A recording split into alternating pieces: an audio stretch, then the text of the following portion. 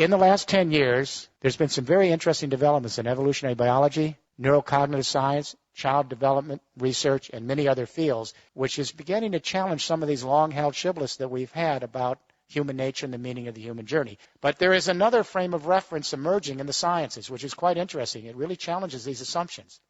And with that, the institutions that we have created based on those assumptions, our educational institutions, our business practices, our governing institutions, etc.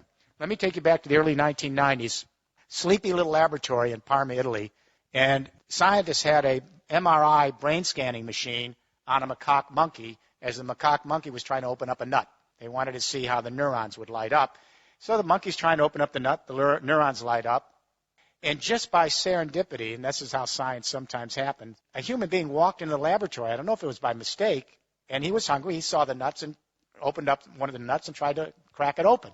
The macaque monkey was totally shocked because who was this invader in his laboratory? And he didn't move. He just gazed at this human trying to open up the nut, just like he had done a few seconds earlier. And then the scientist looked on the MRI brain scanner. The same exact neurons were lighting up when he observed the human being opening the nut as when the monkey opened the nut. And the scientists had not a clue as to what this was. They thought the MRI machine had broken. They then began to put MRI brain scanning machines on other primates, especially chimpanzees with our big neocortex. Then they went to humans, and what they found over and over again is something called mirror neurons. And that is that we are apparently soft-wired, some of the primates, all humans. We suspect elephants. We're not sure about dolphins and dogs. We've just begun. But all humans are soft-wired with mirror neurons so that if I'm observing you, your anger, your frustration, your sense of rejection, your joy, whatever it is, and I can feel what you're doing, the same neurons will light up in me as if I'm having that experience myself. Now, this isn't all that unusual. We know if a spider goes up someone's arm and I'm observing it going up your arm, I'm going to get a creepy feeling. We take this for granted, but we are actually soft-wired to actually experience another's plight as if we are experiencing ourselves. But mirror neurons are just the beginning of a whole range of research going on in neuropsychology and brain research and in child development that suggests that we are actually soft-wired not for aggression and violence and self-interest and utilitarianism, that we are actually soft-wired for sociability, attachment, as John Bowlby might have said, affection, companionship, and that the first drive is the drive to actually belong. It's an empathic drive.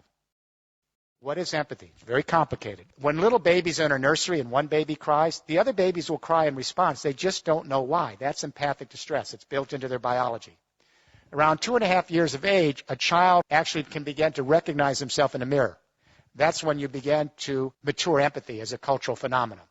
And that is once a toddler can identify themselves, then they know that if they're observing someone else have a feeling, they know that if they feel something, it's because they're feeling it because someone else has it. They're two separate beings. Selfhood goes together with empathic development. Increasing selfhood, increasing empathic development. Around 8 years of age, a child learns about birth and death. They learn where they came from, that they have a one and only life, that life is fragile and vulnerable, and one day they're going to die. That's the beginning of an existential trip. Because when a child learns about birth and death and they have a one and only life, they realize how fragile and vulnerable life is. It's very tough being alive on this planet, whether you're a human being or a fox navigating the forest. So when a child learns that life is vulnerable and fragile and that every moment is precious and that they have their own unique history, it allows the child then to experience another's plight in the same way. That other person or other being, could be another creature, has a one and only life. It's tough to be alive, and the odds are not always good. So if you think about the times that we've empathized with each other or fellow creatures, it's always because we felt their struggle. We have the width of death in empathy and the celebration of life. And we show solidarity with our compassion. Empathy is the opposite of utopia. There is no empathy in heaven. I guarantee you, I'll tell you before you get there. There isn't any empathy in heaven because there's no mortality. There's no empathy in utopia because there is no suffering.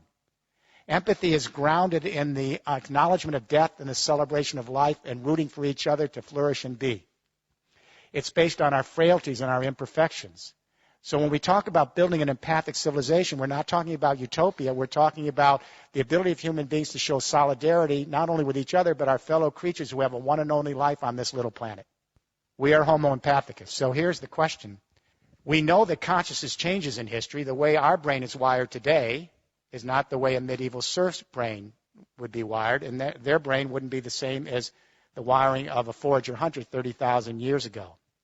So the question I asked at the beginning of this study 6 years ago is, how does consciousness change in history?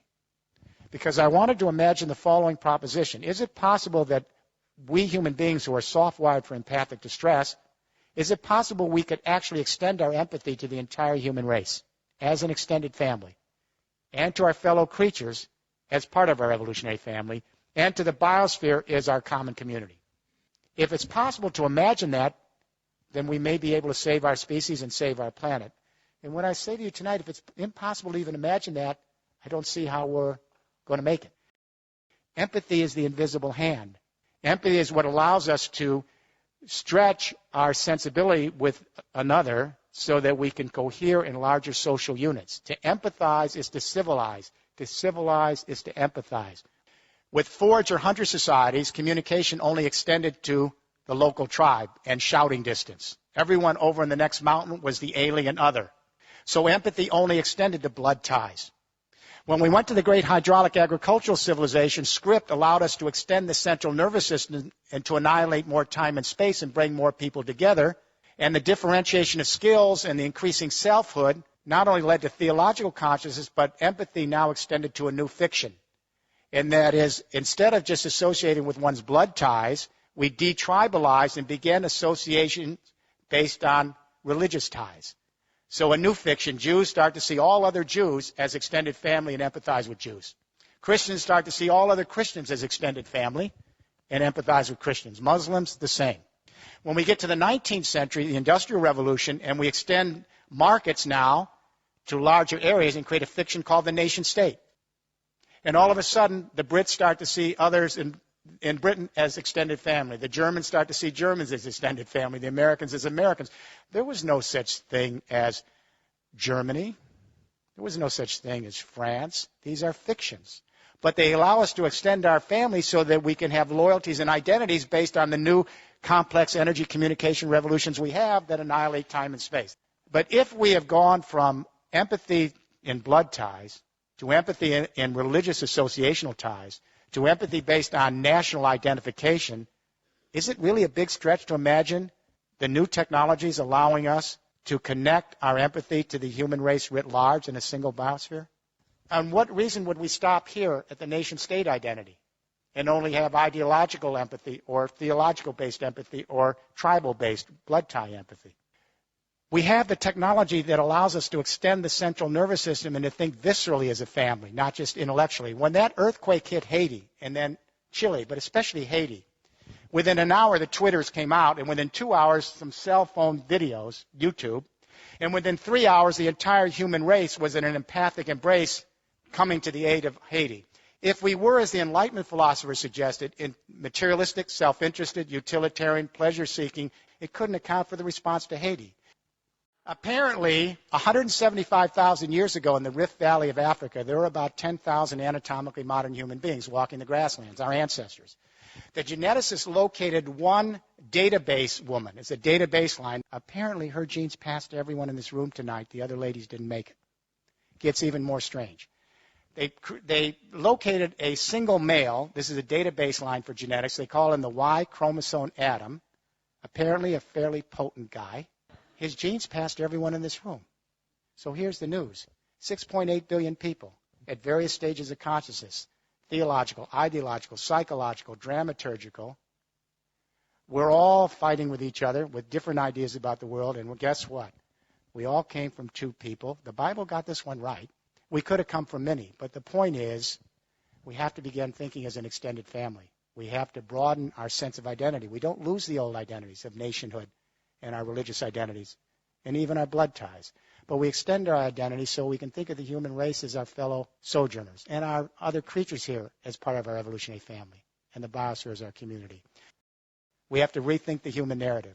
If we are truly homo empathicus, then we need to bring out that core nature. Because if it doesn't come out and it's repressed by our parenting, our educational system, our business practice and government, the secondary drives come. The narcissism, the materialism, the violence, the aggression. If we can have a global debate, let it start here from the British Royal Society for the Arts, which apparently you're doing, to begin rethinking human nature, to bring out our empathic sociability so that we can rethink the institutions of society and prepare the groundwork for an empathic civilization.